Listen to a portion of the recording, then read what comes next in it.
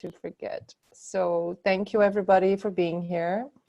I am going to, in the chat, I have shared the link for the interactive form, because when I was creating this webinar, I just thought it might be helpful to actually have the form ready, so that you are going to make this as interactive and as relevant as possible for yourself, because the information that we're going to share tonight is going to help you realize that where you are and really see whether or not you want to be where you are right now.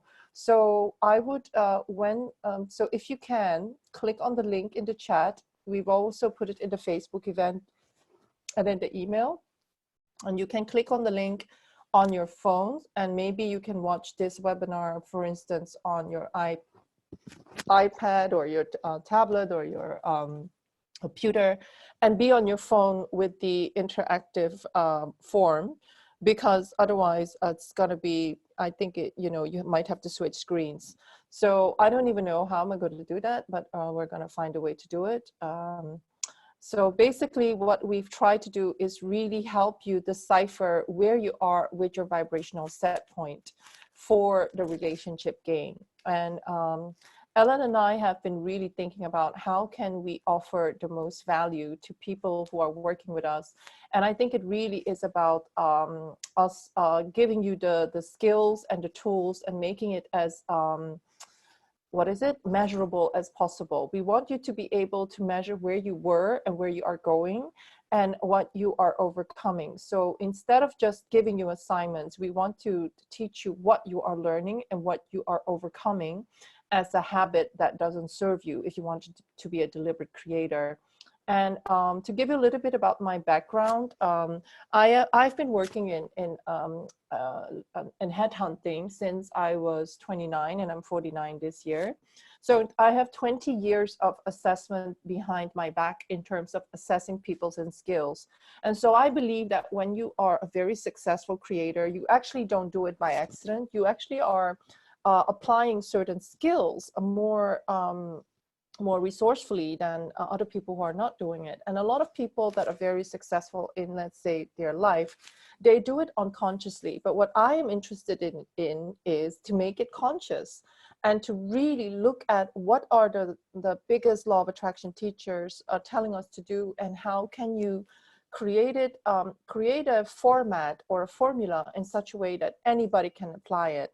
And so this is how Ellen and I want to teach the game, because apart from us really being ready to appreciate more, we actually realize that when you're playing the appreciation game, you're actually breaking a lot of habits. And the habits that you're breaking are human habits. They're human conditioning, and they're based on the way that we believe reality is formed. And of course, a lot of our thinking about reality is based on ignorance, is based on lack of knowledge of the understanding of the universal laws. And once you get involved in this subject matter, you start thinking, wow, why didn't I know this before? It's basically because not a lot of people believe this stuff. Not a lot of people are willing to apply it. A lot of people are skeptical, but I can tell you, in the world that Ellen and I are in, we actually see a lot of people master these laws and these skills, and they are living what we call in states of creation, and they manifest whatever they want. They are creating mind movies, as we're taught by Dr. Joe Dispenza, and the mind movies are moving vision boards with music. And they sometimes are on the third mind movie, and everything that they put in their mind movie just happens. And so what is going on with these people? These people are applying the laws in a very skillful way. And Alana and I really want to play games in such a way that it's fun, but also that it really helps you accelerate the learning process. So the relationship game, I'm going to start now with presenting. The relationship game is created by myself when I started realizing that I had a lot of resistance in this area. And so I will be very honest, I was single for many, many years, and I didn't even I didn't even want to think about it. I was only focused on my career and on my success. And at one point, I realized that, hey, you know what? I am really going to miss out when I don't look at my toxic habits in the way that I think about myself and about my potential for having a happy relationship. So basically what we're going to do tonight is we're going to take you through what I would call the assessment form that I created, that Ellen and I want us to work around with. And maybe we'll even do it for the business game. Ellen will talk us through the science of appreciation. And then we'll go through the alignment skills and habits that we will be teaching in the relationship vortex edition of the game. And then Ellen will bring us through a few of the testimonials that are relevant for this game. And then she will also look at, you know, the offer that we have for this game. So basically, let's just first start at the way that I came to the inspiration of doing this game. And that is that when Ellen and I received the guidance to create the appreciation game, I really started looking at all the areas in my life where I wasn't appreciative. I was actually in devaluing mode, and I was in catastrophic thinking, and I was in blaming and victimization mode. So I was still feeling like a victim. I was resentful. I couldn't forgive people. I wasn't even willing to forgive people. I was stuck in pride, and it felt good to be in pride. I was really, talking and thinking very negatively about my love life. And I just thought it was really interesting that as a person that is going to channel the appreciation game, that I was going to be stuck in all these negative emotions. And I just thought, and I just basically at one point through synchronicity, something happened in my life that was very confronting, which is a girlfriend set me up on a blind date with somebody. And I went on the blind date, not knowing what I was doing. And then I was confronted with how I was stuck in poverty consciousness, how I believed that just sitting at home, not changing my mindset, not doing anything, this Prince Charming or this amazing soulmate would show up. Some teachers teach that you can sit home and manifest these people into your life. Catherine Alice is one of them. I actually worked with her. She's amazing. But in my life, I think, you know, all of us have different paths. And my path was not to sit at home and manifest him coming to my doorstep. And definitely I've manifested men approaching me on internet and completely falling in love with them, etc. But this time, I think my path was to actually challenge myself. And one of the first things I did was contact Ellen. And I said, Ellen, we have to be serious. We are going to go on dating again, and we are going to play the appreciation game in our dating life seriously. And Ellen and I had a pact with each other that we were going to be deliberately appreciating everything about the dating game. And if you know what it took for me to do that, actually, I was in a huge amount of resistance regarding dating. I had the worst experiences ever in dating, online dating, and I was really skeptical about the quality of men that I would meet. So I was definitely not in appreciation mode, and I was definitely not in above 200. I didn't feel powerful. I didn't feel that I could create what I wanted, and I didn't feel that I had what it takes, that I was even ready. But I forced myself to be ready. I forced myself to look at all my habits so that I could really live the change. So I think I went online with dating around the beginning of November, I believe. And so I will tell you later what happened, of course, because lots happened, and a lot of the teachings here actually came about through the awareness that I received, because I, through synchronicity, was forced on a blind date and then started realizing that I cannot sit at home and just be myself and expect this man to show up, whereas I was full of resistance. Okay, so having said that, I want you to look at the first question of the interactive form. And I want you to think about your first gut interpretation of looking at this man staring into the afar. What is your first image when you look at this man? Is it neutral, or do you feel sadness? What is your first gut feeling in the area of romance? So what is the first feeling that you have when you look at this man? Yeah.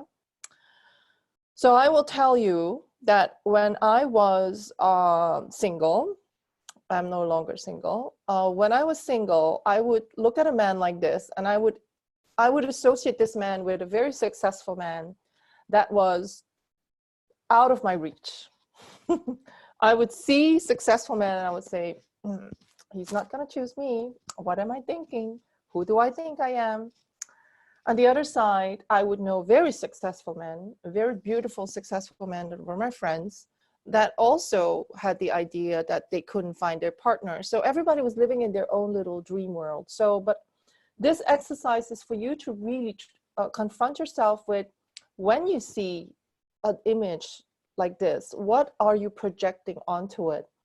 And so one of the other interpretations I had as well is that when I see the successful person being single and alone, I really feel that a lot of them prioritize career. Why? Because career is something that you can control.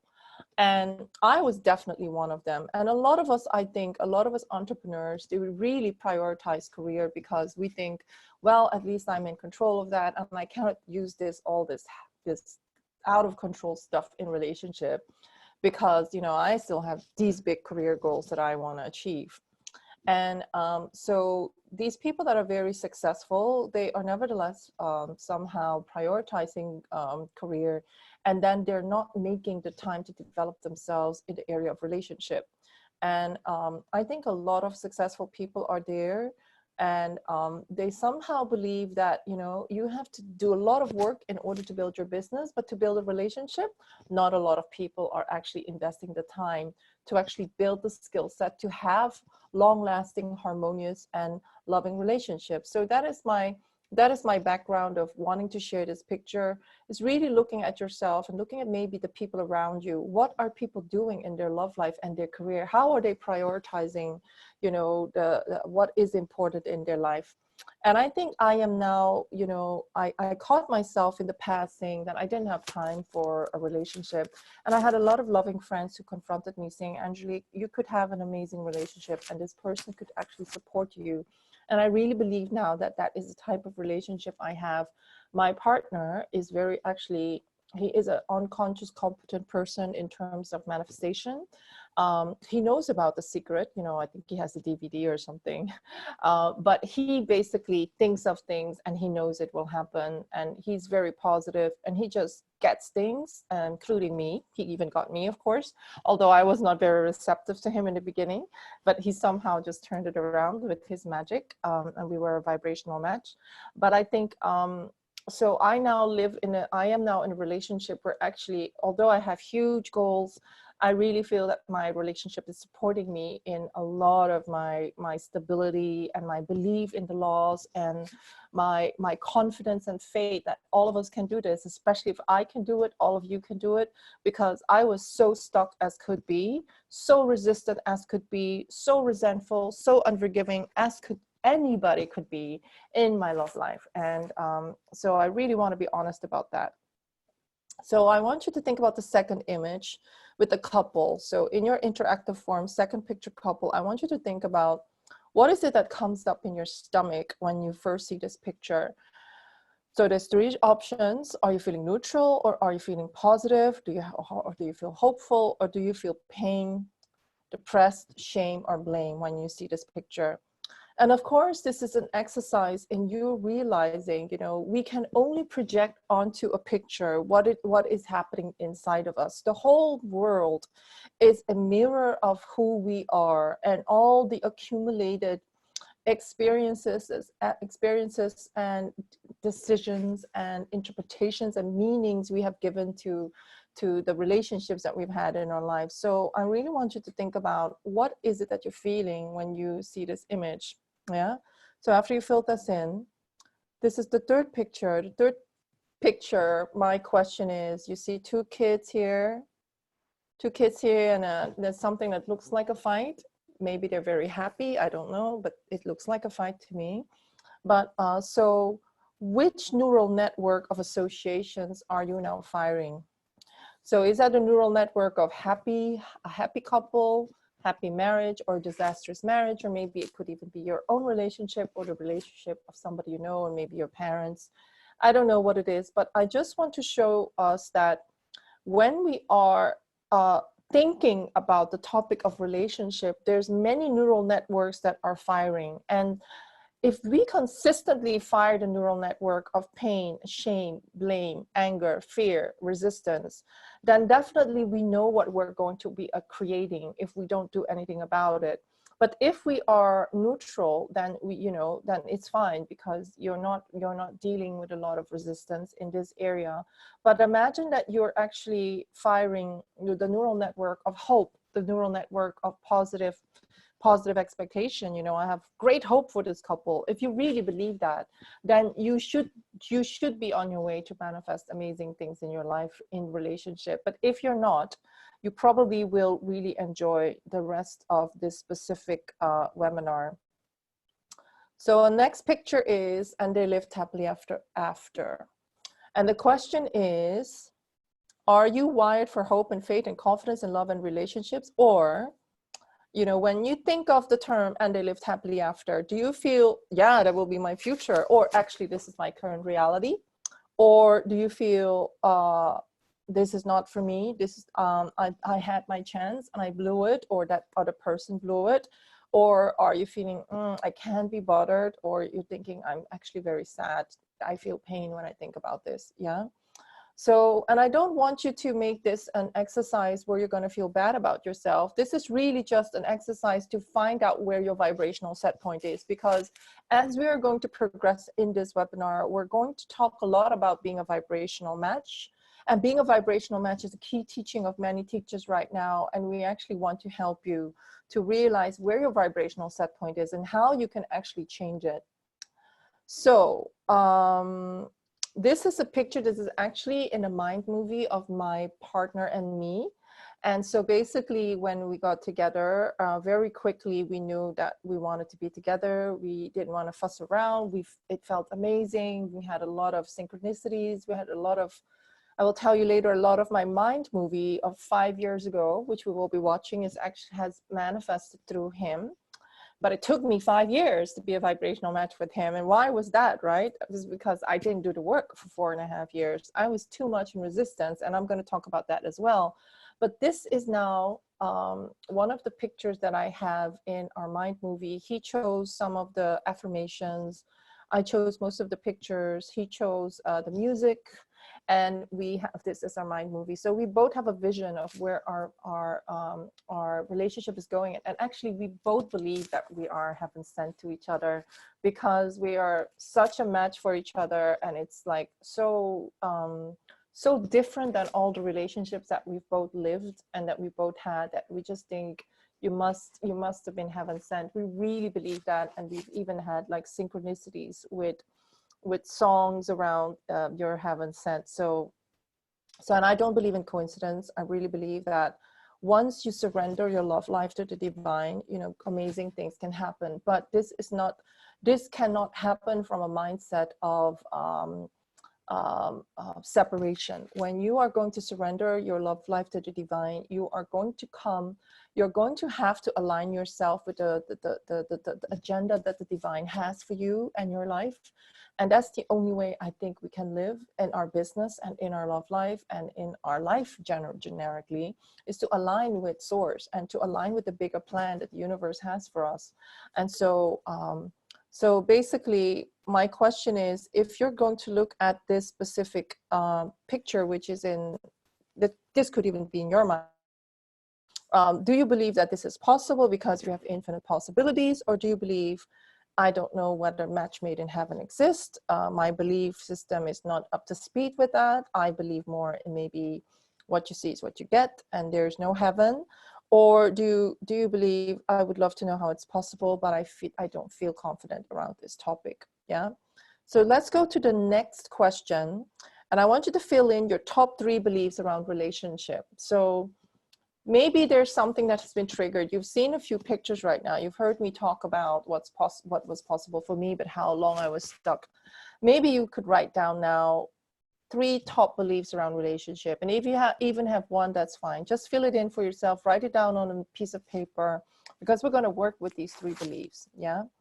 So it could be I feel I want it, but I don't know how, or I really don't think it's safe to be in a relationship, or maybe you think I want to go back with somebody that I've been with before and I feel a lot of despair around being rejected, or you think, oh my God, I'm so there. I really know that I can have this relationship. Bring him now. Okay. So you've written down probably 1 or 3 beliefs about the relationships in general, and we're going to look at them later on. So this is another slide in our mind movie of me and my partner. And these were the words that just came to me when I think of us, you know, and I think of how we want to live our life. Like, I just wrote the best of the best in my mind movie, because I know from experience that the things that I put in my mind movie, if I just stick to them and I just, through the path of least resistance, they just show up in my life. So I do not limit myself when I make a mind movie, and I do not limit myself in manifestations. I didn't even do it with money, and with money, my teachers would say manifest 100 or 1,000, and I would just put a few more zeros behind it. And I really know, you know, there's something in me that know that we can create and have and do and be everything that we want. So this is one of my wishes, to romance my soulmate partner for the rest of our lives. And so, but I want you to think about, do you believe that this is possible for you? That you can create whatever you want because we live in a field of infinite possibilities, or are you living this reality now? Second option is, I'm lucky to meet such a person, but I feel lack of certainty whether this will happen. Third option is, I feel my heart sink, or I feel angry, or I think this is too good to be true. So fill in, you know, your answer, which one works for you. So, and I want us to think about, you know, what is the predominant vibrational set point that you've seen now? Is it more belief, hope, faith, or is it more I'm not being triggered, or is it I'm being triggered and I'm feeling a lot of negative emotions? Okay. So let's go to the fundamental basis, which is you can only receive what you believe you're worthy of receiving. And this is where we need a lot of reprogramming ourselves, and where I had to reprogram myself, where I focused a lot of my energy before I manifested this amazing, beautiful relationship. A lot of my work was around my self-worth and my deservingness and my me accepting myself and not judging myself. You can only give what you have, and our relationships will always mirror how you feel about yourself. Are you treating yourself as the precious, lovable soul you are, infinitely worthy, infinitely deserving? And in the words of the Buddha, you can search the entire universe and not find a single being more worthy of love than you. And to be honest, I didn't feel worthy, and I definitely did not feel infinitely worthy, and I definitely didn't feel deserving, because I had so many rules about when I was deserving and when I was worthy. I was only going to be deserving and worthy when I lost weight, when I was looking beautiful, when I was, achieving all of these goals, when I could forgive myself. And I even had this really horrible rule, which is I'm only deserving when I know how to master my reality, and I'm going to manifest this amazing man that loves me unconditionally. So I made all these rules up for myself that I could even, you know, there was no way that I could measure up, because it was all about things having to manifest in the external world before I was deserving or before I was worthy. And so when you don't know these rules that are ruling your life, you are going to be doing a lot of work, maybe going to a lot of courses, maybe even going to a lot of retreats and doing lots of meditations and I don't know what, and investing in lots of masterminds and workshops, but not go to the real root, which is you don't feel deserving, you don't feel worthy, or even worse, you have contradicting beliefs and contradicting intentions regarding your desire for a relationship. And so this is really this interactive of seminars really helping you to really be clear about what is going on with you that is creating this. Yeah. So what is very important, what we're going to have as a red thread in all our games is that you do not attract what you want, but you attract what you are. And what you are is the states of being that you embody in areas of your life. So in your business life, you could be extremely successful, extremely confident, but in your relationship life, you know, exactly what's going on and what was going on is going to reflect to you what was really happening inside of you, in the 95% of your subconscious mind that you don't even see. And so you can really create many vision boards, many mind movies about what you want. But if you're not vibrating that, if you are not a vibrational match to what your mind movie is sending out into the universe, you're not going to attract it. You're only going to attract up to the level of what you believe is true for you, and what you believe about relationships, what you believe about men, and what you believe about what you're worth. So I have to be honest here, when I was creating this webinar, I really tried to go back into my negative, limiting, it's not safe to be in a relationship, Angelique. And I was there in November, right?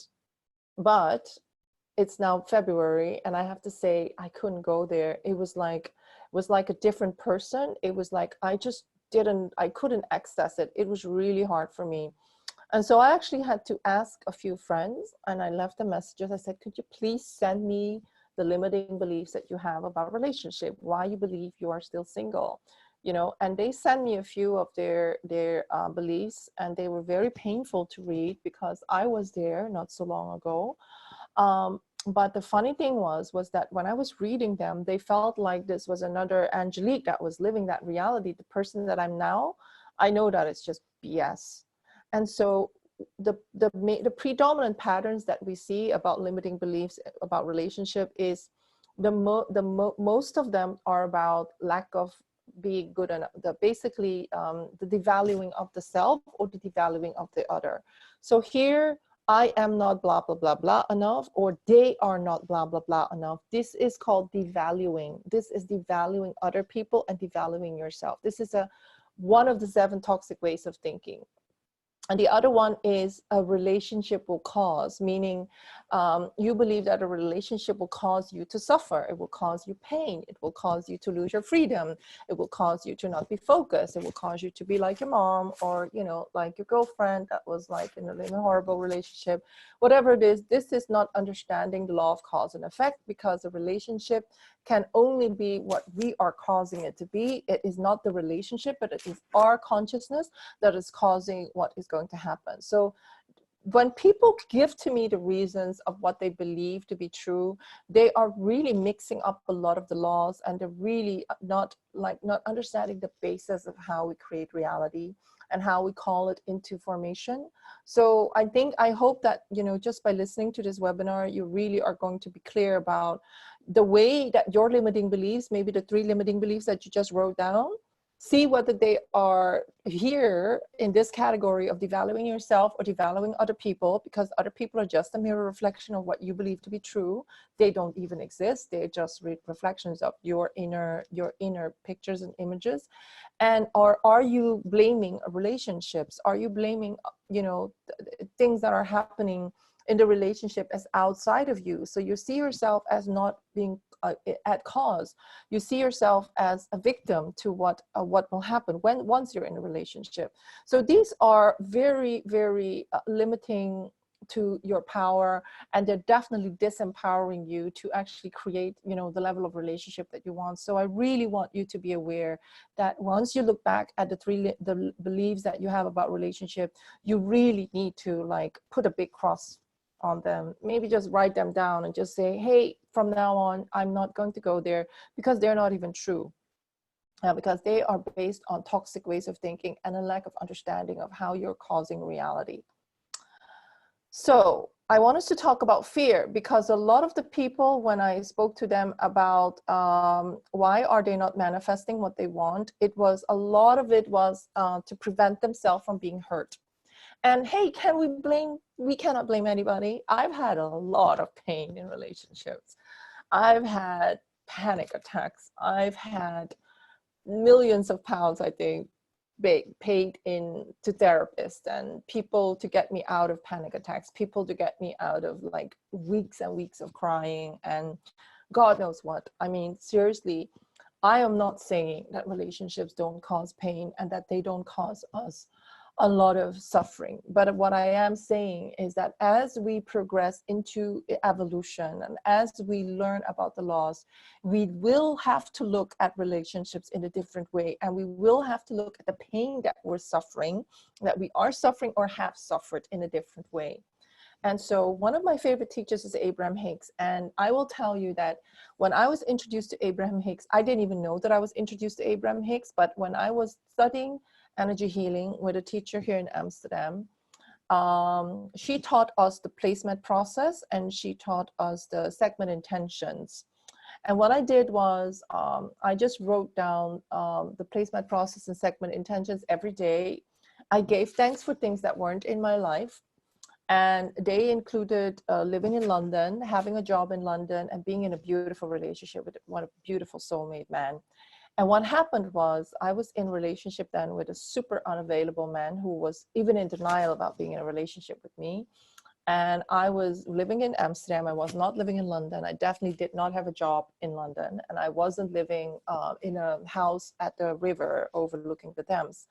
And even the headhunter said to me, Angelique, you cannot afford that. You should like tone down your expectations about what you can manifest. And I was looking at them like, you don't understand what I'm doing. I'm studying the laws, you know. So I didn't listen to the headhunters telling me what was not possible. I just kept on writing down in my segment intentions and my placement process for the universe to take care of. Thank you for this amazing job. Thank you for this amazing relationship.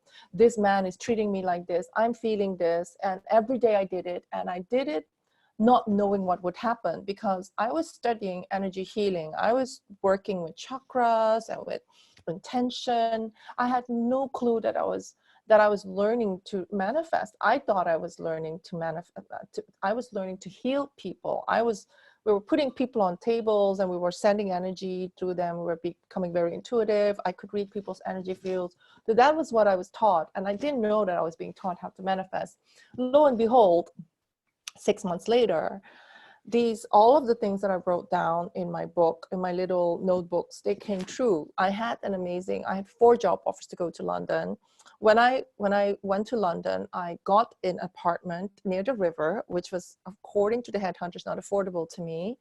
But I had an amazing job offer, so that's why I could afford it. And this amazing, beautiful man that was not unavailable came into my life, walked into my hotel in San Francisco when I was there. And I really believe I didn't make it happen to headhunters, following my impulse. And the rain made me not be able to exit my hotel. So this is how I met that amazing soulmate man at that time. And I was thinking, wow, this is interesting. Everything I wrote down happened, but I still didn't know I was studying Abraham Hicks. So when I moved to London with this beautiful man, and he followed me, he was living in Boston then, but he moved to London with me. We decided it within 3 days. This is how quick things can go. When you really meet a cooperative component, you can decide within 3 days that you're the one for each other. And so basically, we both moved to London. I came from Amsterdam, he came from Boston. And what happened was that I got out of the routine of segment intending and the placement process. I started becoming the normal Angelique again, not the Angelique that was creating her life. And I got so depressed that at one point I told my partner, gosh, you know, I really feel I'm so stressed out in London. I'm not enjoying London. I need to go back to my spirituality. And I started looking at workshops in London, and then I came across this Law of Attraction workshop. So I went to this Law of Attraction workshop run by 2 beautiful people. They teach, I think, mainly Abraham, Michael and Tracy or something. I don't know whether that's their name, but they're amazing. You probably will know them when you are in London. And when I went there, to my surprise, they were doing the placement process and segment intentions. And I thought, wow, is this Abraham Hicks? Who are Abraham Hicks? I became obsessed and I bought their books, all of their CDs. By then we had iPods and CDs. So I listened to them over and over again when I was in the London commuting time. So for 2 hours a day, I would listen to Abraham Hicks over and over and over again. And when I finished it, I created a course based on the teachings of Abraham Hicks, and I had a lot of students online.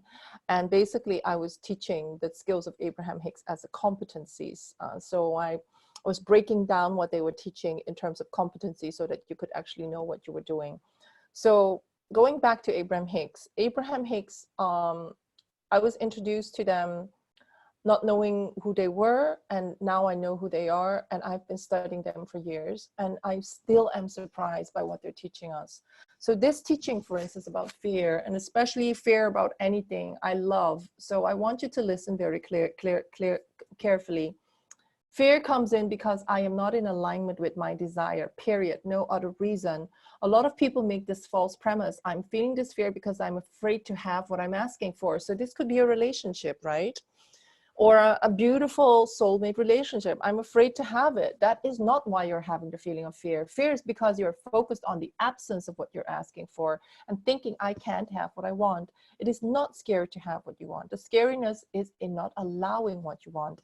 And not allowing what you want is always about you expanding. It is not because of other people that you're not allowing what you want. It is always the gap between what we want and what we believe is possible. So the only thing that we need to work on whatever teacher we're working with is to expand the version of who we are to more deserving, more worthiness, more allowing, more joy, more love, more compassion, more resourcefulness, more creativity. It's really us that's keeping us stuck. And everything is possible, but if we do not expand who we believe we are to embody that, then we are going to be living in fear. We are going to be living in rejection and unreceptiveness of what is already created for us to work with. Yeah. So if there's something that you desire and it is not coming to you, it always means the same thing. You are not a vibrational match to your own desire. So the vibrational matching is who we are being. And we're going to really go into this topic of who are you being in this topic of in this area of relationships. So so those of you that are going to work with us in the relationship game or the business vortex game, we're going to talk a lot about the David Hawkins consciousness scale. And the David Hawkins consciousness scale is really about us knowing that we can be stuck in states of being that do not allow us to be receptive to what is already there. So imagine that you are under 200, which is courage. You are going to be a victim. So basically you are only encouraged once you accept complete responsibility for everything that you manifest. And how do you know that you're accepting responsibility? You're accepting responsibility once you get out of blame, once you get out of anger, pride, and resentment. And I can tell you that's not easy, because even though I was studying David Hawkins for years with like a mastermind every morning, I was still stuck in resentment. I was still stuck in not wanting to forgive, and I was still stuck in anger. And so I could tell you from my own experience that getting out of victimhood is a deep program. And it's a program that you might need to confront yourself with, but if you don't do it, you're not going to progress into a different level of reality. And I want to be really honest about this, that it took me a lot of time, it took me a lot of money and a lot of work with different practitioners of different teachings to actually get me out of this embodied states of resentment, embodied states of anger, embodied states of not wanting to forgive, and embodied states of feeling superior to people that I thought hurted me and being very stuck there. So I just want to be really clear that, but once you are there, you know, you're actually really far more powerful than when you're in shame and guilt. Because before I was stuck in these states of consciousness of anger and resentment and pride, which is I was having contempt for one of my ex-boyfriends, several of them. Before that, I was feeling shame and guilt. And that is even lower because I was blaming myself for the failure of every relationship. And that, again, is not a really productive strategy. What we need to do is to understand the laws and to understand all of us are doing the best that we can, and that with doing that, that we can take our power in the now. You can make a critical decision today that you are going to shift, and you can do it tomorrow, and you can do it the day after. It does not have to take, I don't know how many years as I had to do it. You can be much more powerful and resourceful than I ever was. And that's your decision. But I will tell you that for me, what I see happen is that a lot of people dip in and out of victimhood, and it is because they believe that these states of being are truthful to what happened.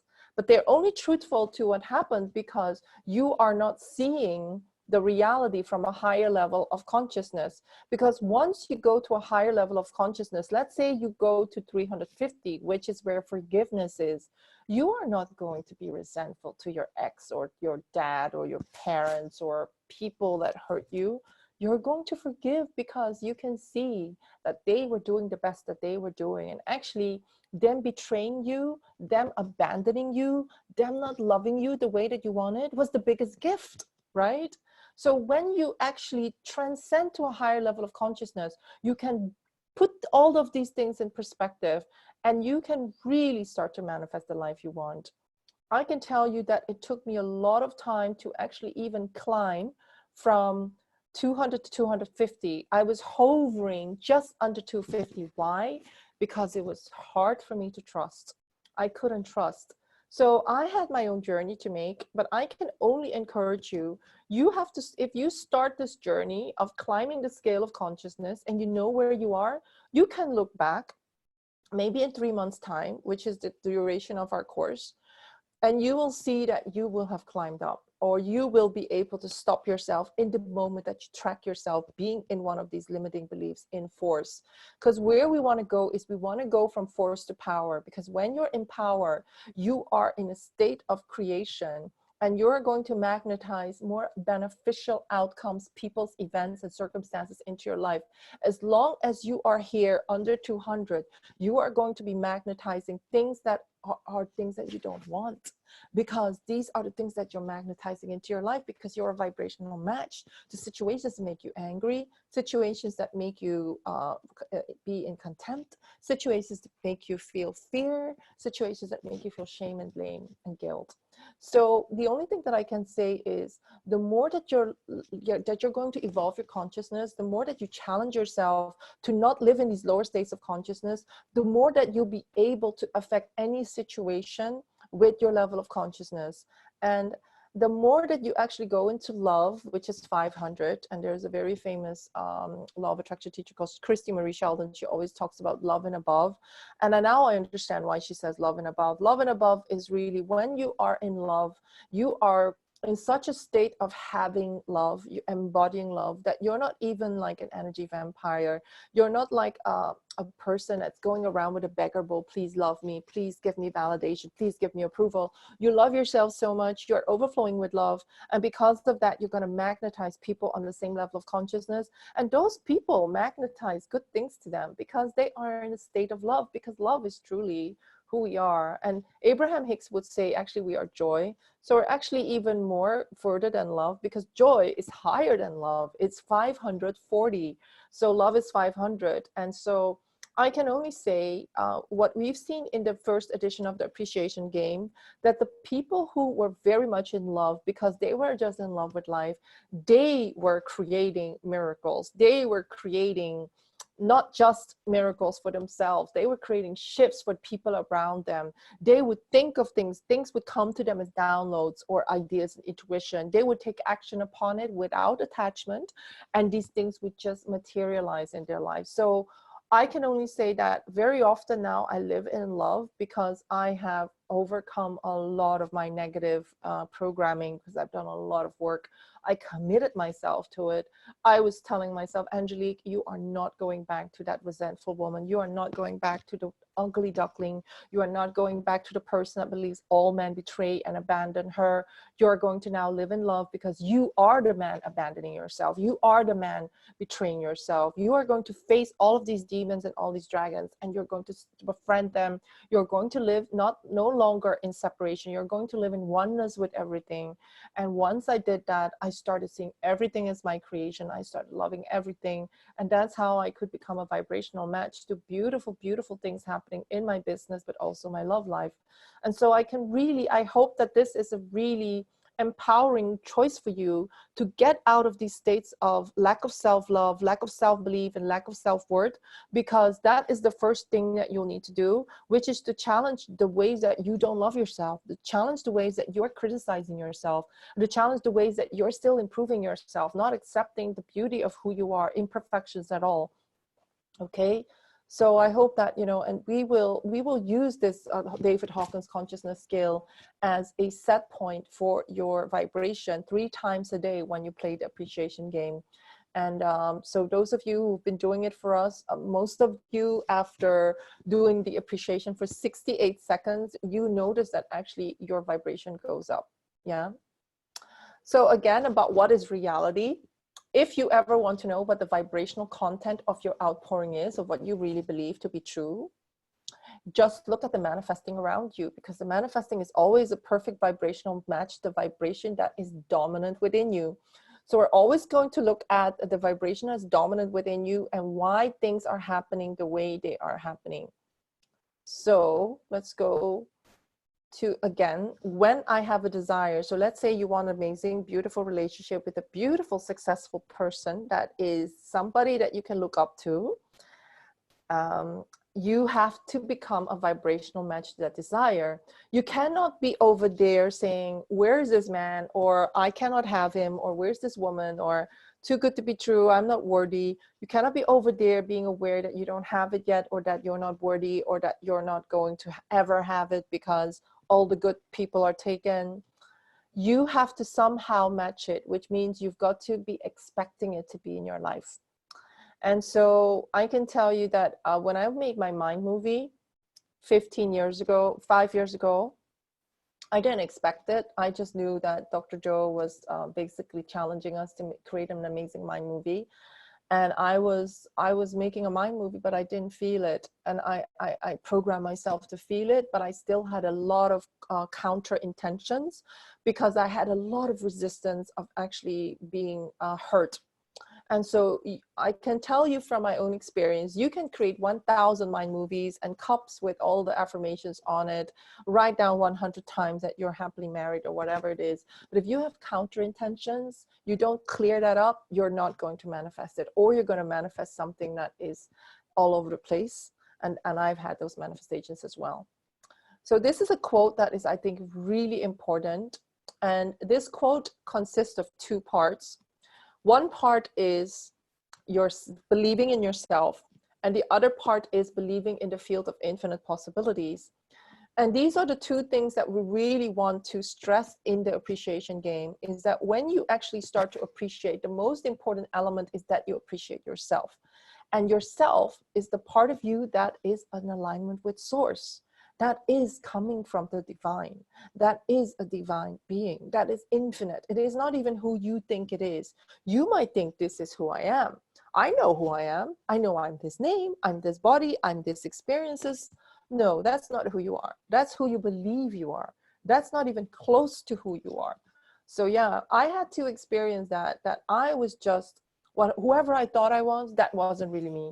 And I can tell you, once you start playing the game and you see yourself shift, you're going to shift vibrational set points. You're going to shift your states of being, and you're going to look back and you're going to think, who was that? That was, oh my gosh, I thought that was me. That was not me. That was my programming. That was my me living in a state of survival, you know? So when you start believing in yourself, you have to believe in something that is so beyond your understanding of who you know yourself to be right now, that you're going to think, wow, I am curious to who that is, that me that's waiting for me, this future self that is waiting for me. And so those of you that study with Dr. Joe talks a lot about the future self. We have to every day be woken up and jump out of bed, because we're inspired by the vision of our future, the vision of our future self. And when we don't do that, we wake up feeling lethargic, feeling apathy, feeling fear, because we are still predominantly focusing on the old vision of ourselves, the self that is not creating the life of their dreams. That's a self that doesn't even believe in herself. So this future self that we need to believe in, that we need to align with, is a real theoretical concept that is not even theory, it's real. And we have to start feeling the call of this future self. We have to embody it. We have to love it. We have to appreciate it. We have to start a real connection with it so that we can let it guide us to our destiny, yeah, our highest destiny. The other concept that's very important is the field of infinite possibilities. And the field of infinite possibilities was something that I already was studying with Deepak Chopra, because the first law of attraction book I ever read was Deepak Chopra's book. And I really love Deepak Chopra because he's so extremely poetic. But Dr. Joe and Deepak Chopra, when they talk about the field of infinite possibilities, it is so extremely inspiring to know that everything that is ever possible has already happened and is already happening and unfolding now. And the only thing that we need to do is we need to choose it. And Bob Proctor also taught us this.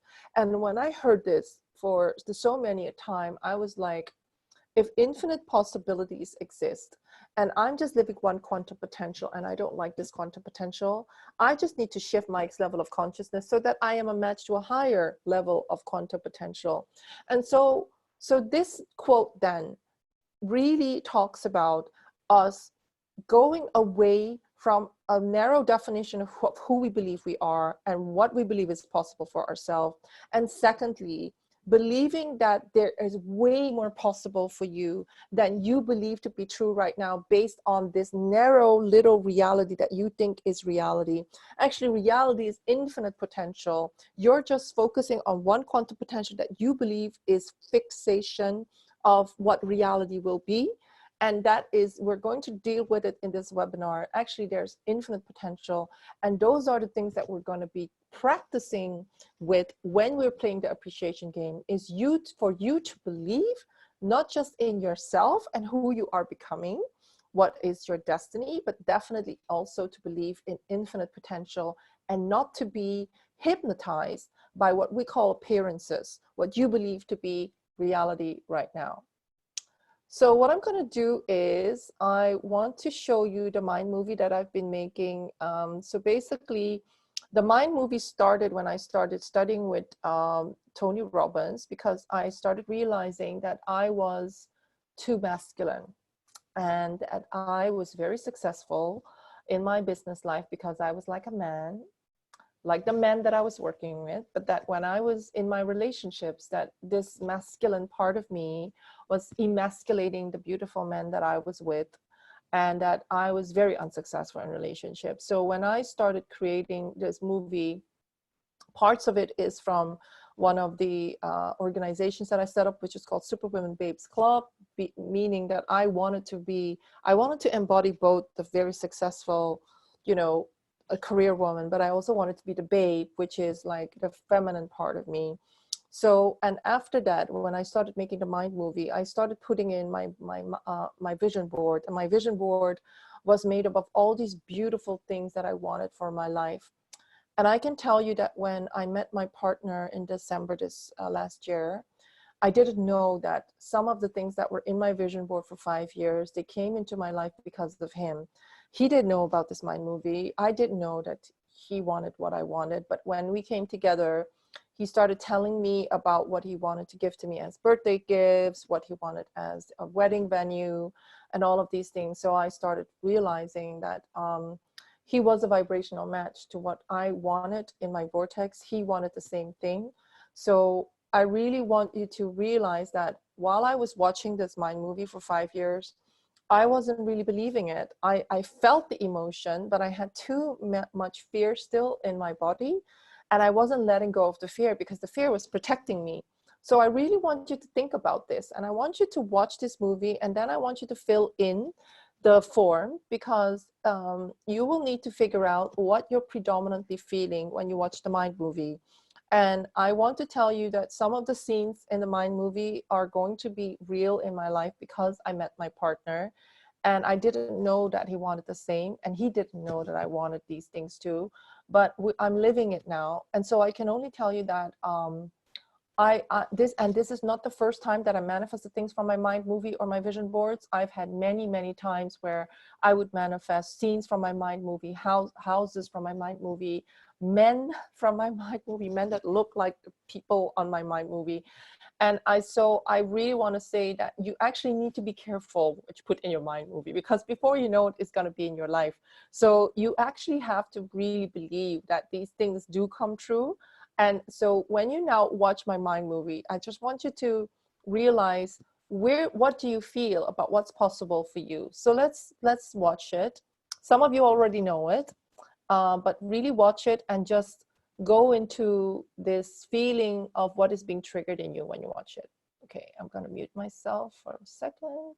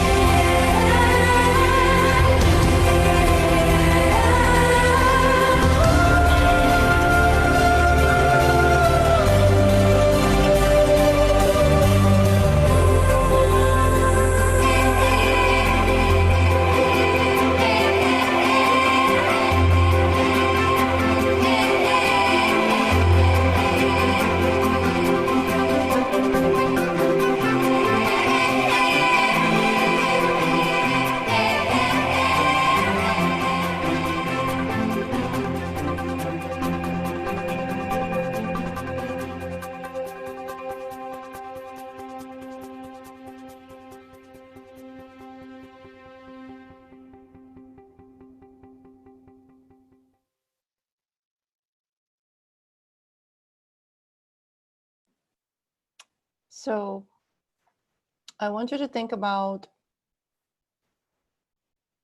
want you to go into the interactive form.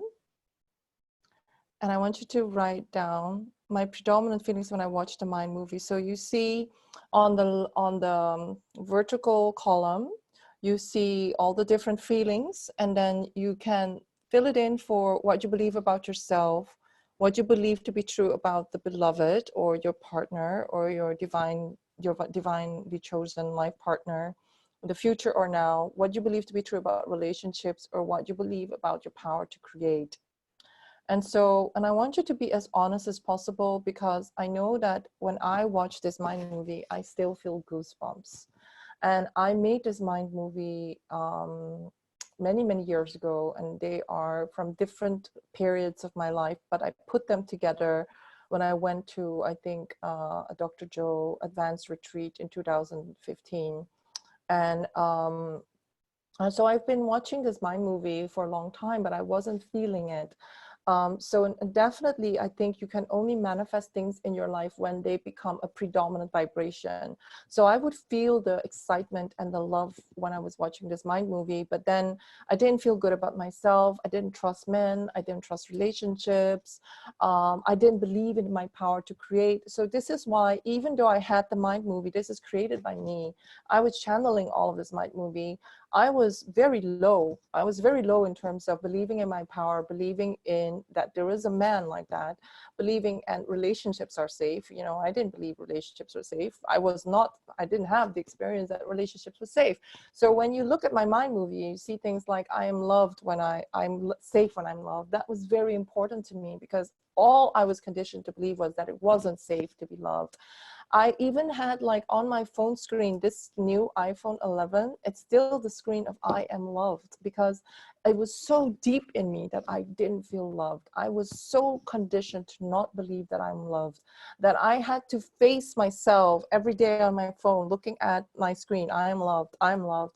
A lot of my passwords had that I was loved, because I didn't believe it. And I knew that I had to change the vibration. I had to love myself first before I could attract somebody that was a vibrational match to loving himself and to willing to share that love. And I really think this, you know, so I have lived a contrast. I have lived it for many, many years. And so I think when I talk about this course, this relationship course, I really believe that 1 month is not enough. Ellen and I really got this download that it should be at least 3 months, because that will really give you a significant shift. So what we are offering this course as a 3-month game. You can definitely only play it for 1 month, but if you're going to play it for 3 months, you're going to really reap the benefits of it. So I really want you to be honest about, when you watch this Mind movie, does it make you feel inspired? Or does it make you feel trepidation or resistance? Or do you feel, I love this, I feel inspired, but something in me feels very fearful or very a lack of confidence that I can have it? And know that whatever you're feeling, you can turn it around. With the knowledge and with the intelligence that we have of all the teachers that are teaching us, we live in such exciting times. You can turn it around. And I have so much belief that all of us can do this, because if I can do it, and I'm not the easiest person to be with in a relationship. I'm not the most most easy person to love even. I can say, you can definitely also manifest it. So let me go to the screen. How do I get there? Okay. So yeah, so right now I want to give Ellen the screen. Thank you, Ellen. I'm going to mute myself for a while. All right. Hello, everyone. I'll take you through a little bit about the science of appreciation that we came across and other luscious things. So a quote by Abraham Hicks: "It is a promise to you, if you write things you appreciate in others, in life, and in yourself, you will have such a dramatic change in 30 days. And if continued for 6 months, the change will be so powerful, so strong, that others who know you will not recognize the old you." And that is our wish for you. So what is the appreciation game? So now we're doing the relationships game, but we have played the game before. And what it basically is it's accountability in a group setting, and a lot of uplifting energy within this group. The key is to post once a day in this group so that you give updates of what you're doing and what's shifting, and you check in 3 times a day, which means you appreciate from the comfort of wherever you are, and track how you're feeling before you're appreciate for at least 68 seconds, and then write down how you feel afterwards. And as Abraham says, it's a huge shift that you will experience by doing that those small steps alone.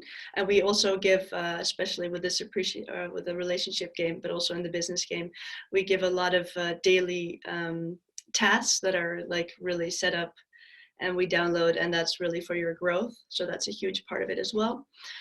So according to Abraham, appreciation is the only tool you would ever need to predominantly hook you up with who you really are. So that shift you're experiencing, that better feeling that you're going towards, that is who you really are. And if it was the only thing you would do, your life would improve in ways you never thought possible. So where attention goes, energy flows. If anyone here is a Dr. Joe person, that's something we all say in unison. Whenever he says where attention goes, everyone goes energy flow. So when we appreciate, we notice and draw in more to appreciate. So we're putting our attention, and we're putting attention on all the best things in our life. What are we creating more of? More of the best. So that's what we want to do. The effects of appreciation. So this is according to Abraham. So it's the highest vibration, higher than love, which is huge, I think. So it's the power that creates. Appreciation improves your life. You thrive. You're in alignment. You're in the receptive mode. You want to be able to receive the things that you're setting out to receive.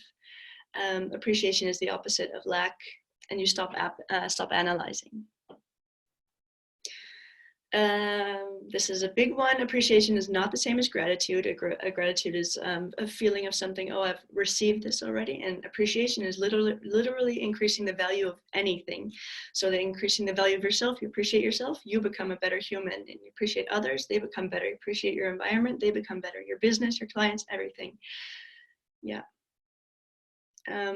Appreciation in the receptive mode. So when you appreciate, resistance dissolves, resistance goes away, so receptive mode goes up.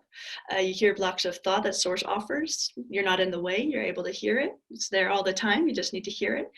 Your inner being, you can hear the guidance from your inner being too. It's also there all the time. You just have to break down the wall and start hearing it, and then also trusting the impulse that comes. And that's also going to be easier once you're appreciating, because you have more confidence in yourself and more a higher energy.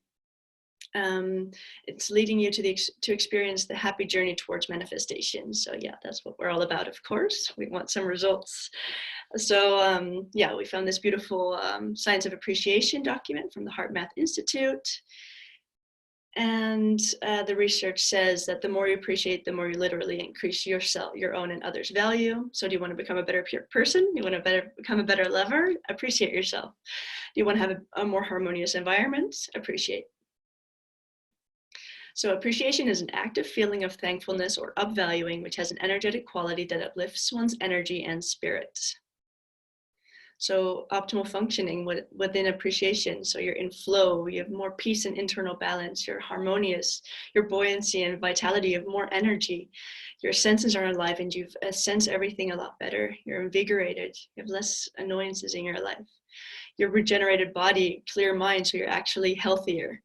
You have clarity in decisions. You're like, I just know what to do. Intuitive insights out of nowhere. Creativity flows. You just create. This is your natural state. You're a creator. And you have a greater connectedness to the universe, but also to all the others in your life. So when you have an absence of appreciation, suffering in a relationship, you're creating from a state of survival. So you're going by the human rules and conditioning, which are just made up rules. Your relationship and dating strategies, you need them to get love. Ignorance of consciousness. You're ignoring guidance and intuition. You're sabotaging yourself. You're in the victim consciousness. You have self-worth issues. I'm not good enough. I'm not smart enough, pretty enough. You're projecting. You're in the pendulums of fear, betrayal, and abandonment. which are the mass consciousness pendulums of, deep seated things, programs, and transgenerational trauma as well.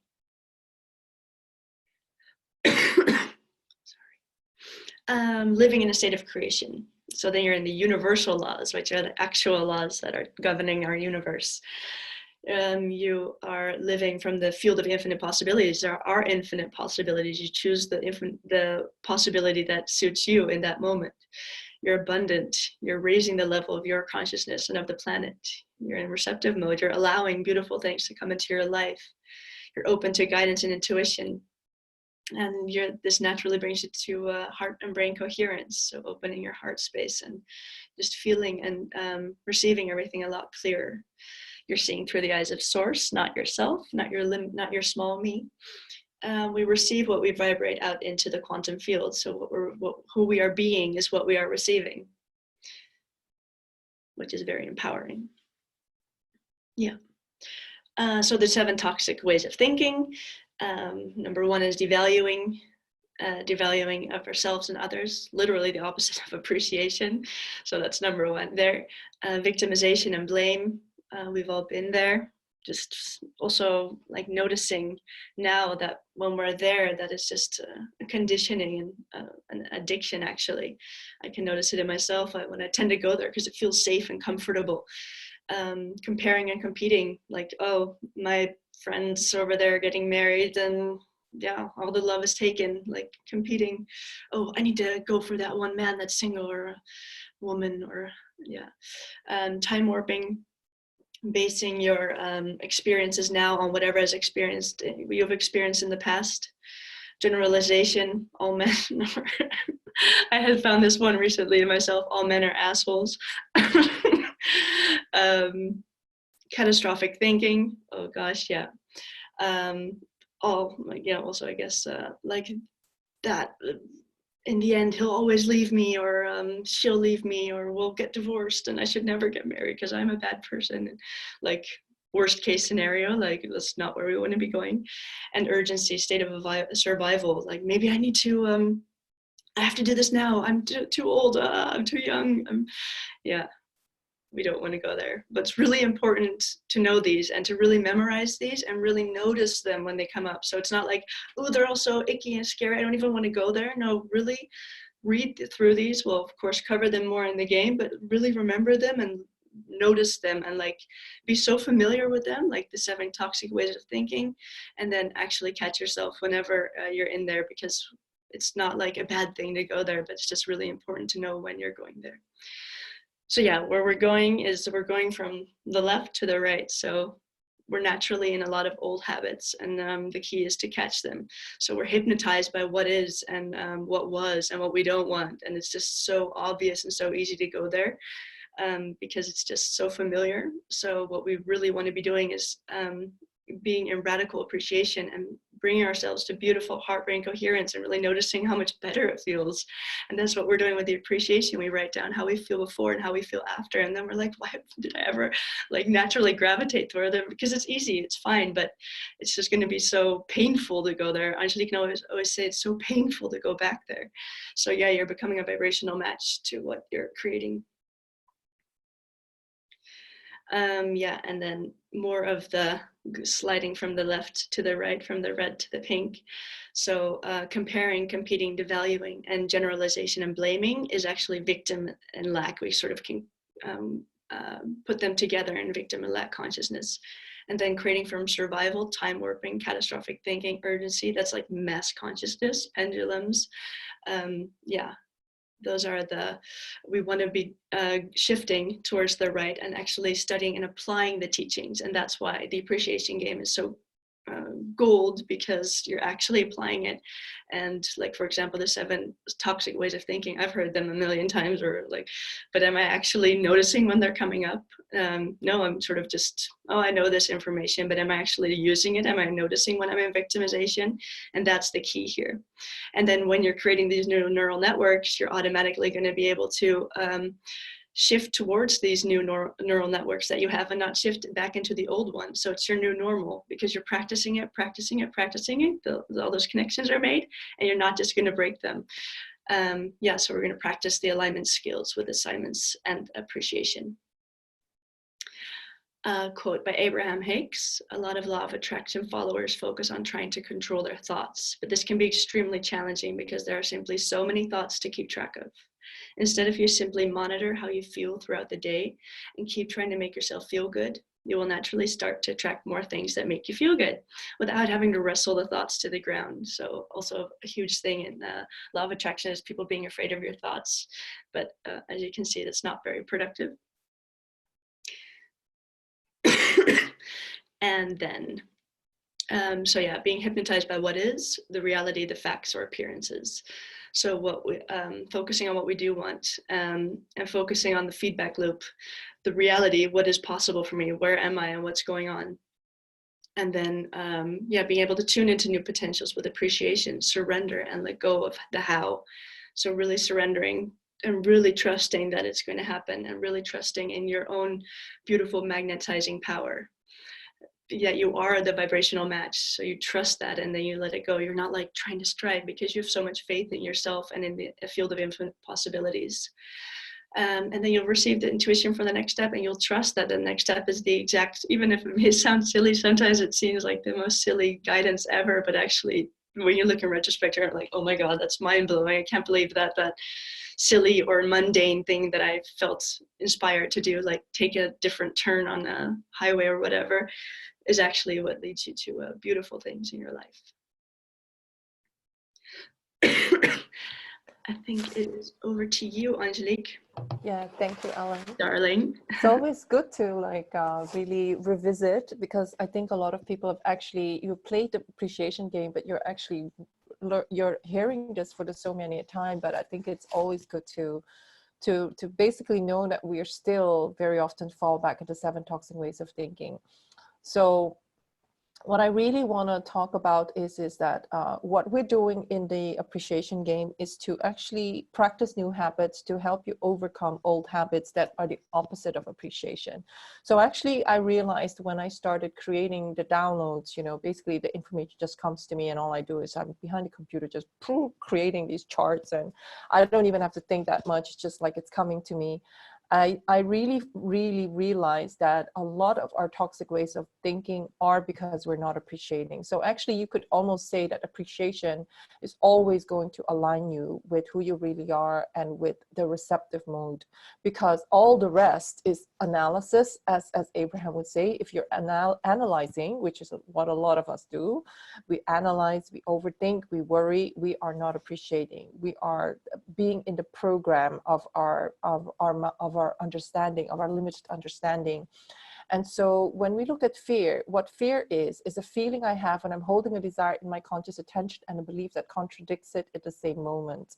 So what we're overcoming with the appreciation game is that we're going to give you so much material, bite-sized every day, that you are going to create a new belief, and you're going to believe more in your future. You're going to believe more in infinite potential and your power to direct your being in alignment than you are going to believe in those limiting beliefs, because you cannot study this material day after day and have to do the appreciation game and still be stuck in a contradicting belief. It's just not possible. And I will tell you, this is really why I believe we created a formula of accountability and teaching and acceleration of momentum that really, really works. And this is how I ran masterminds many, many years for myself, where people would wake up as early as 5 a.m. to actually be in my mastermind, because that was the only time we could agree on that any of us had time. And we would study the laws. And this is how I accelerated my learning and my application of the teachings, not just the knowing, but to actually apply it into my own life. So another thing that we don't do is we very often talk about what we don't want. We are obsessing about how we can prevent what to be hurt, how we can prevent the disaster and the suffering. We are so afraid to be hurt again. And actually what we forget is that we are not including what we want in our point of attraction. So what we're going to do in the appreciation game is we're going to really remind you that you have to build a new neural network of what you want, because this is one of the core teachings of Dr. Joe, and I really realized the truth of it, which is if you are not memorizing the future that you want in your life, you don't have a neural network in your brain and in your being to recognize it. So imagine that you want this amazing, beautiful relationship, but you're not practicing how it feels. You're not practicing who you are being when you meet this amazing, beautiful person, or when you're living it, or when they walk into your life, or they might already be in your life. Because you're not practicing it, you're not building the neural network. You only have the neural network of survival. You only have the neural network of all the pain that you've lived with your exes or your parents or somebody you saw, and you made that your reality. And then you're not even going to recognize this person. You're not even going to recognize that this person might be already in your life. They might already be near you. You know, the next step might be so clear to you when you actually do this vibrational work of alignment, because including what you want is really helping you to create a new neural network that will be where you will be able to tune in to actually you know, have the software or the hardware in place to actually be living this new you. Yeah. So this is really a lot of the assignments that we give, is really to think about what you want. How does it feel? How are you a different person? How is your reality when it's already happening? And it is so much fun. It is so much fun. It is really what I've been doing by myself without knowing what I was doing. And I just, and now that I look back in hindsight, it totally makes sense. So also, fear only exists when you do not understand that you have the power to project thought and that the universe will respond. We're only fearful because we think we're a victim, because we don't think we are a creator. We don't understand how infinitely powerful we are. And we're not only infinitely powerful for what we do want, we are also infinitely powerful in what we don't want. So if you keep on focusing on what you don't want, you are also going to magnetize what you don't want into your life. So that is really understanding our creative power. So why should you change your vibrational set point? Because once you have a picture in your mind and you combine it with energy, you can know that you will manifest it into your life. So when you expect something, whether it's positive or negative, it is on the way. When you believe something, whether it's positive or negative, it is on the way. When you fear something, it is on the way. Your attitude or mood is always pointing toward what is coming. So when I was studying with the release technique with the founder Lester Levinson, who died many years ago, he had a quote that was, "Fear it, appear it." And that was the most scariest quote ever, because I had so much fear. And you know what? And definitely I did appear. All the things that I feared, they would be manifested into my life. And so I made a commitment to myself to clear the fears, to not tolerate living in fear, to not tolerate living in lower consciousness. And that's why I set up masterminds, waking up at 5 a.m. to really do the work and to meditate, even if I didn't like meditation. So all of the practices that we actually are teaching with the appreciation game is to actually teach you to go into these new states of being with your eyes wide open. Because even though I meditated for many years, I can tell you the real work is done with your eyes wide open and when you're interacting with your environment. Because it is so easy to do the work when you're meditating and you're feeling all these elevated emotions and you're feeling your future, and then you wake up and then you're confronted with, let's say, a dating app, and you have all these people maybe being flaky on you, or people that you don't think they look good enough, or you think they look too old, or they're not handsome enough, they're not rich enough, or whatever it is. And you start going back to these toxic ways of being. So, or you have thoughts of like, oh, all these men, they just want younger women, I'm just too old, or whatever it is that you're doing, you have fears around this subject. You have predominant beliefs that make you create this. This person might already be in your life, as I said, or they might be very close, but because you're not allowing it in, because you're not a vibrational match, you will never recognize him. And I can tell you that I almost didn't recognize my partner, because I was in a program. When he was messaging me, I kept on sending him one sentence messages back. And because I was not interested for whatever reason, I had my heart closed, because I was actually I just had like a not so positive dating experience with another man. And I was like protecting myself. Although I was saying to me and Ellen, I was saying, we're going to do the appreciation game. I just had my heart burned because there was a man that suddenly, after 2 weeks, decided, hey, I'm not ready. And I was very much into this guy. But so when my beloved now, when he started messaging me, I wasn't really open because I had just had this contrasting experience in my life. But because I was in a mastermind, and because I was playing the appreciation game, I challenged myself to actually not allow myself to linger too long in pain or too long in this, I'm not ready for this, I need like 5 months of healing or 5 years of healing. I just said to myself, you know what, Angelique, you're going to prove to yourself that appreciation works.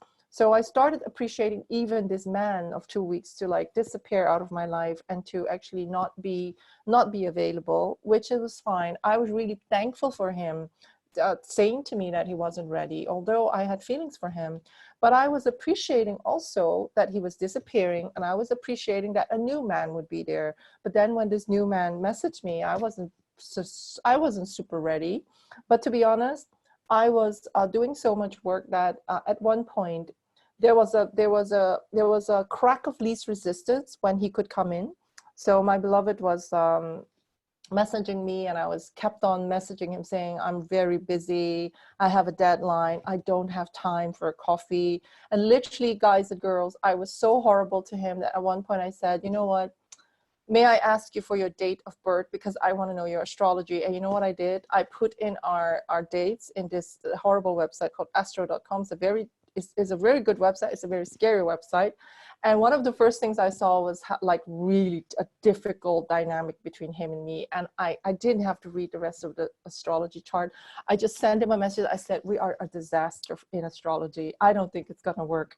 And so he basically messaged me back, can I get this website? And I want to know your date of birth. And I want to know what I need to look at. And basically he, who doesn't believe in astrology, started looking at our astrology. And he then messaged me back, Angelique, I think there's a lot of beautiful things in our chart. And I was like, really? I didn't look at them. I just saw one negative thing. And I was like, no way, I'm not going there. And then something happened with me. And I just thought, Angelique, are you really that fucking crazy that you're going to say no because of one specific aspect of the whole astrology chart? You didn't even want to look at all the astrology. You just looked at one negative thing and you rejected him because of that.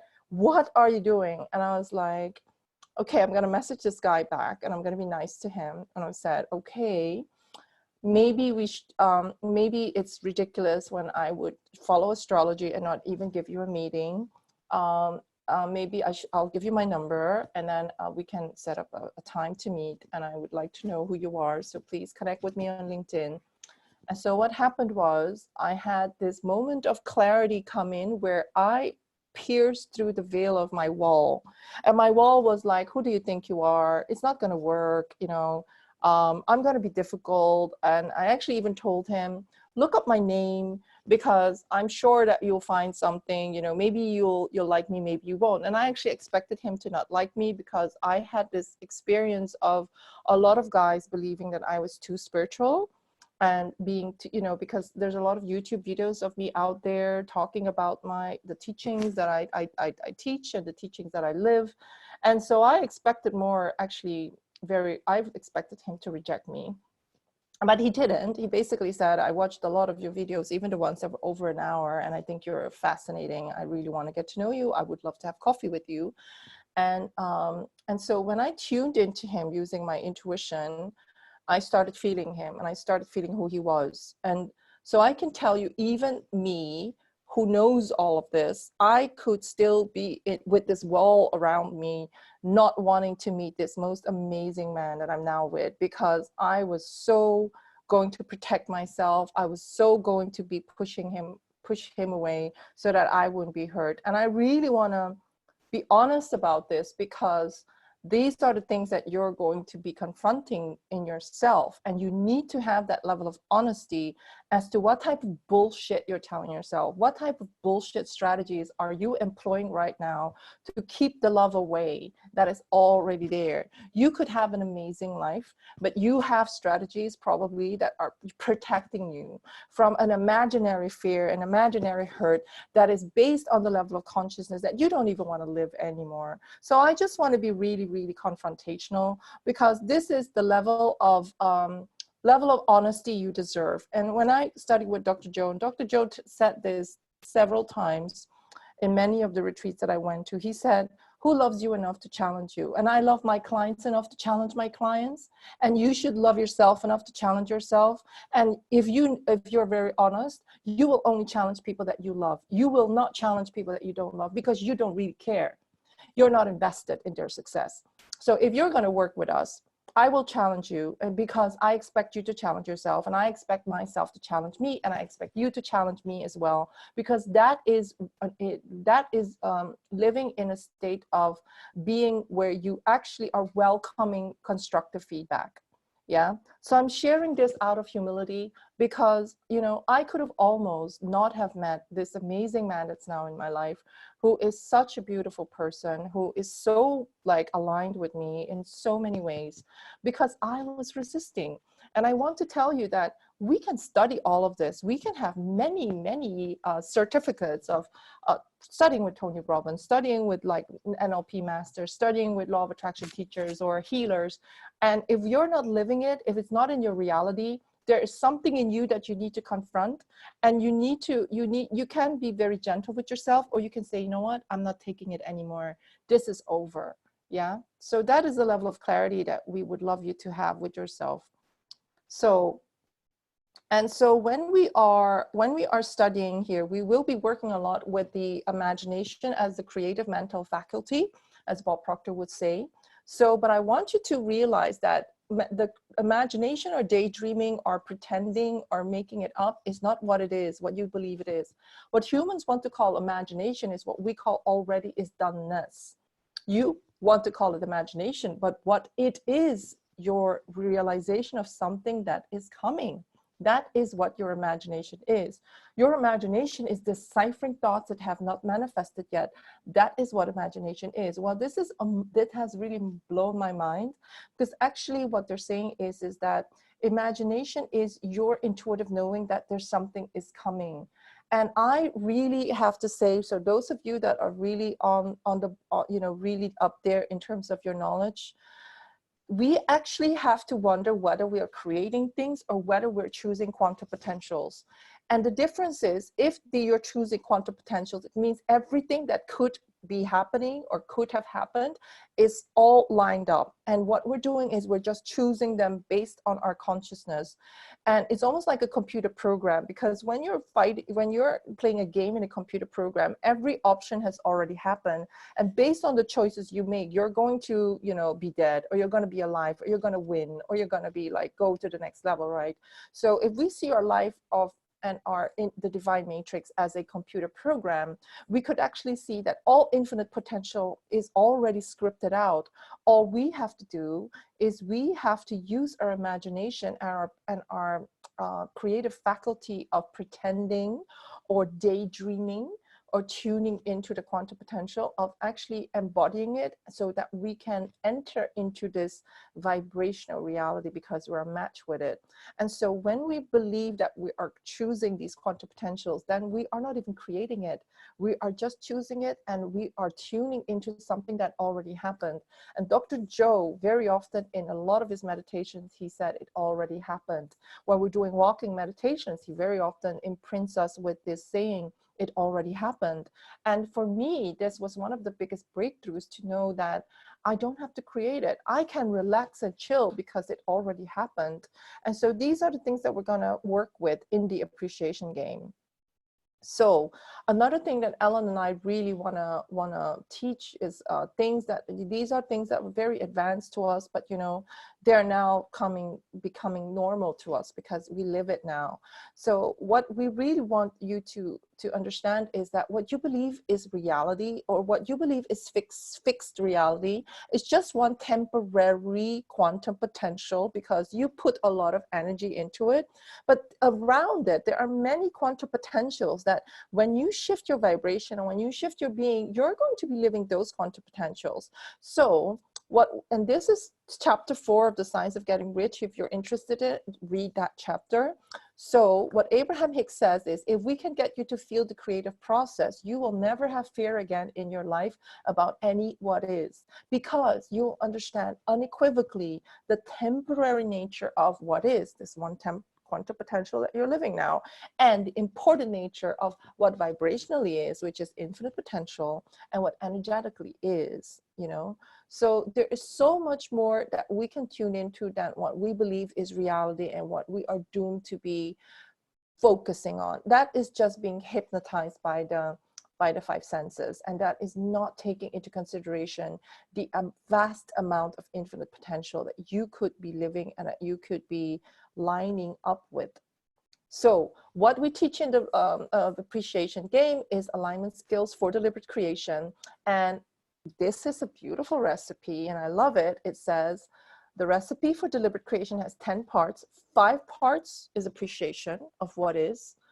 Abraham says you can also appreciate what will be, or you can appreciate in advance, you can appreciate your desire, you know. So definitely appreciation is 50% of the creation process. And if you look at the 7 toxic ways of being, we're not appreciating. Most of the time we're hypnotized, we're in a trance, we're living the 7 toxic ways of being, believing that that is the only reality there is. And the appreciation game will help you really be in, you know, catch yourself when you go back to these 7 toxic ways of being and snap yourself out of it. 2 parts of the deliberate creation is actually imagining a little better than what is, meaning you have to include in your vibration what you want. 2 parts, another 2 parts is looking for things that would make you feel better instead of having these horrible negative interpretations of how reality is. You look for things to appreciate. You look for things that you didn't even see there. You look for the good things in maybe a contrasting event, right?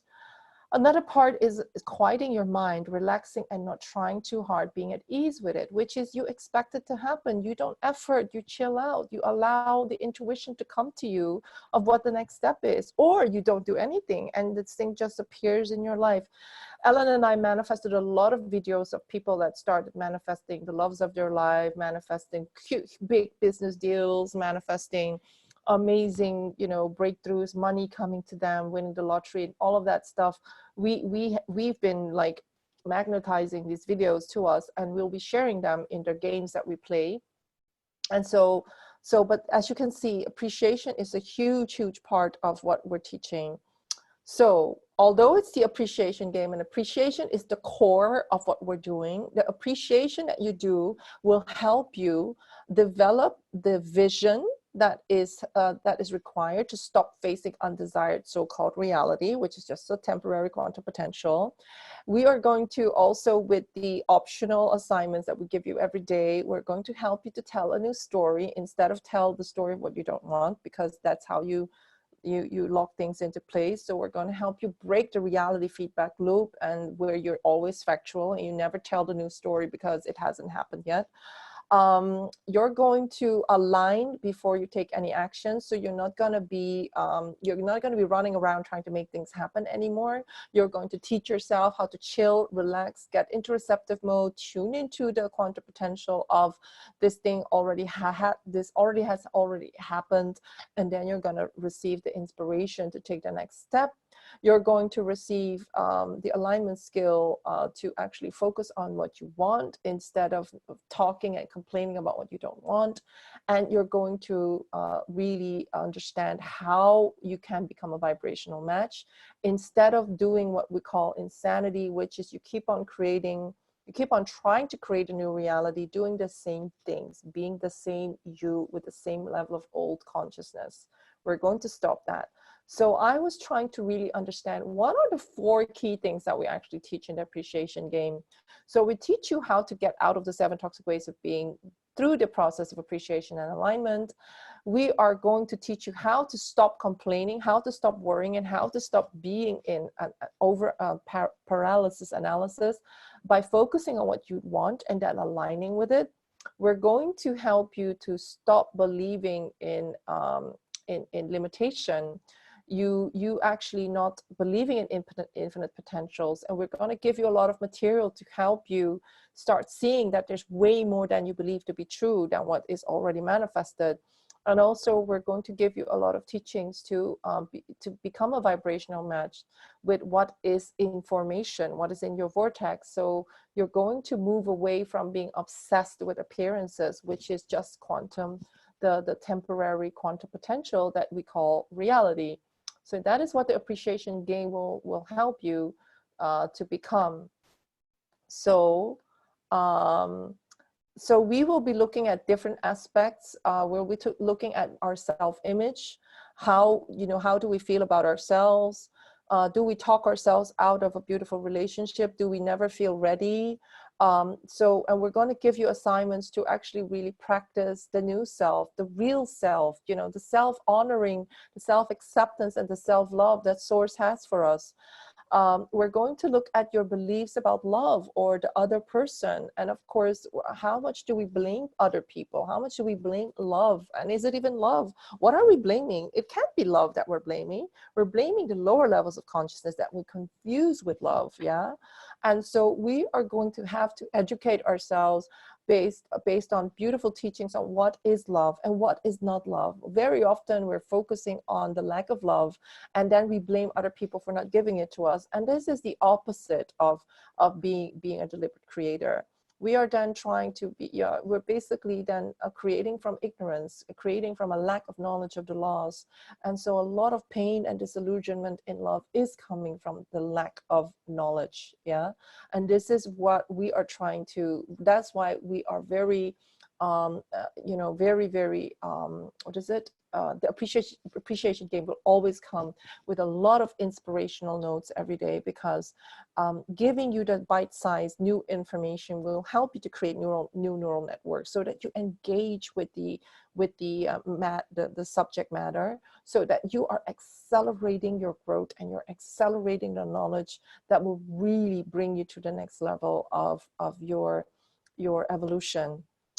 Relationships. What do we believe about relationships? I will tell you again, so often we know more about setting up, we know more about an MBA for running a business, and we know more about saving businesses than we know about saving relationships or having harmonious relationships.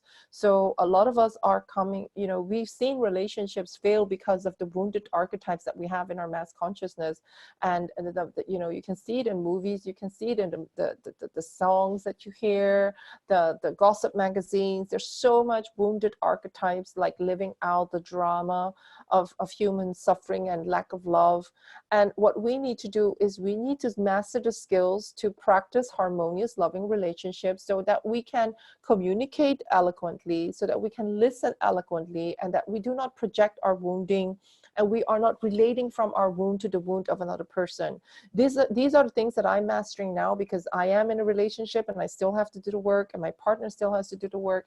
We are now studying the stuff of John Gottman. Ellen and I really want to back it up with science, so we're both studying the stuff of John Gottman, which is the foremost, most revered scientist in terms of the principles that make marriages work. And we are like enlightened by that material. I mean, that material can save your relationship with anybody if they are open as well. So we really do not just want to come from basically the viewpoint of spirituality. We also want to back it up with science. So we really want to offer you as much value as possible. And for me and Ellen, this is also a little bit our transformation, because we want to create everything. We are, and we want to live the journey, and we're going to play this game as well. So again, about other people, we want to say to you that your thoughts change the behavior of everyone and everything who has anything to do with you. For your thoughts absolutely equal your point of attraction. And the better you feel, the more that everything and everyone around you improves. In the moment that you find an improved feeling, conditions and circumstances change to match your feeling. Yeah. So we are in control. One person in alignment is more powerful than millions that are not. And as long as we are in alignment, we can really help the best of the best outcome come into our experience. So yeah, so I hope that this was inspiring, so that you know that was what's possible. And I want to give the Ellen the chance to actually explain again what the appreciation game is, and some of the testimonials, and also the offer that we have, and also the 7-day game. Ellen, are you there?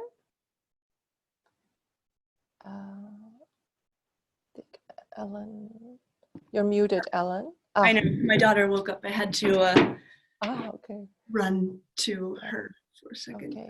Hello, I'm back. I hope she stays asleep. All right, so what do you get with the appreciation game? The group accountability, you'll see in the testimonials, that's I think the biggest thing, and so beautiful. So the life-changing process of appreciation, actually doing the work 3 times a day, always at least 68 seconds, life-changing. Daily new inspiration and teachings. This is going to be super exciting, especially with the relationship game, because there's so much gold out there. And wow, yeah, and as Angelique has been saying, she's been going through this process herself and has a whole database of things she's implemented in her life, which has led to where she is now. Weekly live calls with us, where we go through the material, set up like the new week that's coming up, and going through the topic of that week. So you have the uplifting and motivating group energy, and us holding the space for your for you to achieve your highest good and results with love. So really making sure that there's this loving energy for you to create what we're setting out to create. So we're starting the game on the 10th of March, which is the start of the 7-day game. First, higher self-love, higher love relationship vision, vibrational matchmaking, and then my vortex relationship. That's what we'll be going through. We won't dive into that very deeply now because we don't have that much time. So what we'll be focusing on, filling in the grid. These are processes from Abraham Hicks, Book of Positive Aspects, and Pre-Paving. Yeah, we'll explain all of that. Some beautiful books that we recommend to study, maybe not during the game because there's so much you're going to be doing that we're going to take like gold from these. So Secrets of Attraction, The Vortex, Deepak Chopra, The Path to Love, The 7 Principles for Making Marriage Work. Yeah, should I go through all of this? The universe is not discriminating about the rightness or the wrongness of your request. It is here to accommodate all requests. All you have to do is be a vibrational match to your request, and the universe will yield it to you. Abraham. So an example of a worksheet. Yeah, so you write down on point, if you can't see it, vibrational set point before, appreciating 68 seconds after, do morning, afternoon, evening, and insights regarding the theme of the day. And this might be something you want to be using in the group accountability, or something that has related to the day's task, or whatever you feel like you're coming against, or anything, really, anything goes. So why play games collectively? A group attractor field, we're creating our own attractor field. Positive intentions amplify. More people with the same positive intention, or even a different one, the intentions amplify. Community, inspiration, and a sense of belonging. We're all in the same boat together. Shared excitement fuels the group consciousness. We're lifting each other up. The progress of one member becomes the progress of the group member. One person does it, everyone's able to follow, or multiple people are able to follow. It becomes easier, and you see it happen. So it's like, yeah, I can do that too. A mastermind becomes one through entanglement. We'll notice like themes, like everyone's suddenly like, oh, I was thinking about that today, and that goes throughout the group. And then the power of group intention. So some testimonials. Yeah, the beautiful thing is the accountability and the group energy.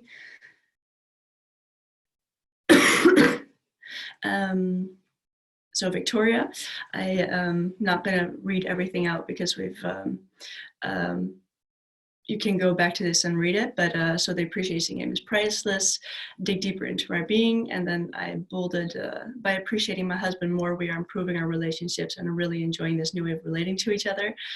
that's like, wasn't even playing the appreciation game for relationships, but the relationship improved. So that shows how important appreciation is. Sue says, the connection with the other players of the appreciation game is so strong and highly beneficial for the results. It made me appreciate everyone's journey. How great that we're on this amazing journey together, sharing, supporting, and interacting with each other. I felt so comfortable sharing and opening my heart. Yeah, I thought that part was the most important. And then Ashley, yeah, she talks about forgiving people in her past and creating all these amazing things in the business game. But at the end, she says, I attracted a new romance. So I thought that was a nice one for this. Also, again, not in a relationship game. And then Anna says, I've paid for online courses and never done them, which is why we think the accountability and the group energy is so important. Even when paying for the course, I mean, I do that. This game has kept me engaged and committed. So a retreat workshop is a similar experience, but in a controlled space. Well, here it's like you're doing the work, pushing for change, but you're also triggered in your day-to-day life. I think that's also key, because like we're doing all of this together, but we're also in our daily lives. So triggers come up and we're still doing the work and we're manifesting beautiful things. So that was Anna. So the relationship game. So the webinars today,